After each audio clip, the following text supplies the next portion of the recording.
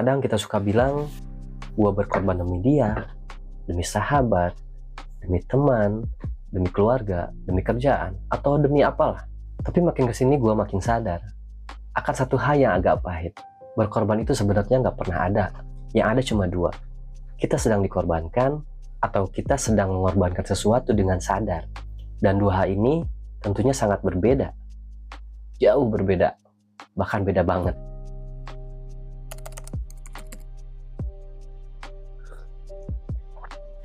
Kata berkorban itu kedengarannya mulia ya.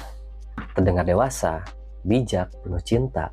Tapi kenyataannya itu hanya kiasan aja. Yang sering banget kita pakai itu untuk menutupi kenyataan yang jauh lebih pahit. Kita pasti pernah bilang berkorban. Padahal sebenarnya kita cuma nggak berani nolak, nggak punya batasan diri. Atau secara sadar atau nggak sadar, kita lagi dimanfaatin.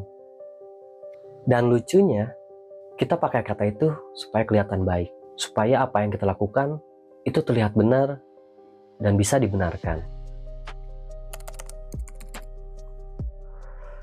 Coba lihat kejadian-kejadian ini.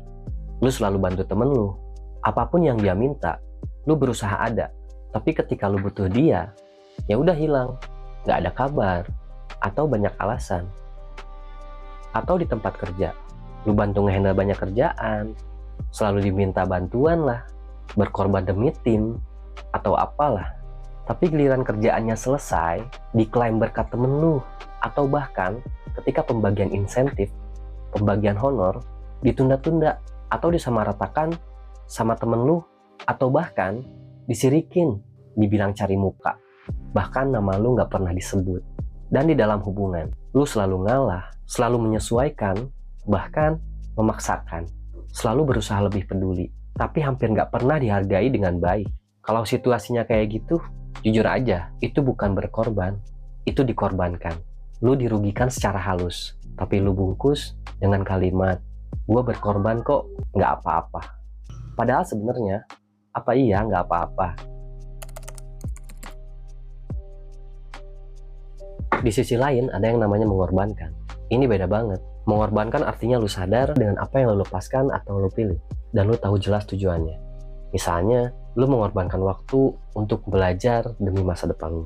Lu mengorbankan kenyamanan demi disiplin. Lu mengorbankan nongkrong demi menyelesaikan kerjaan yang penting untuk hidup lu.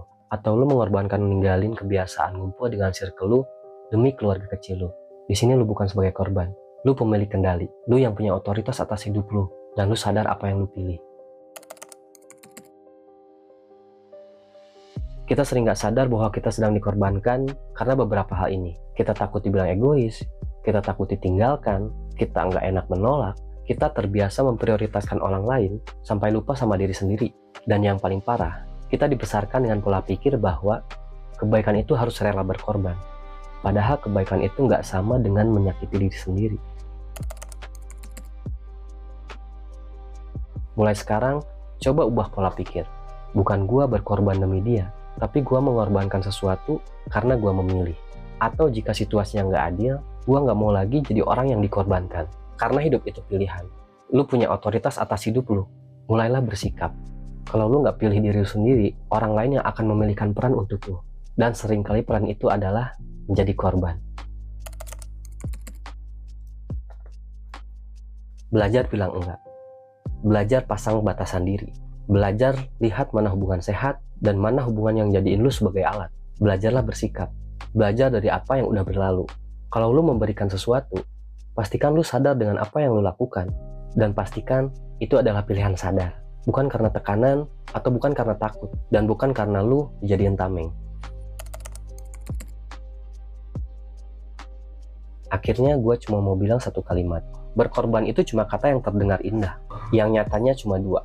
Lu lagi mengorbankan, atau lu sedang dikorbankan. Dan kalau lu nonton video ini, gue cuma mau lu sadar satu hal. Lu pantas memilih, bukan dipilihkan. Lu pantas menentukan, bukan dikorbankan.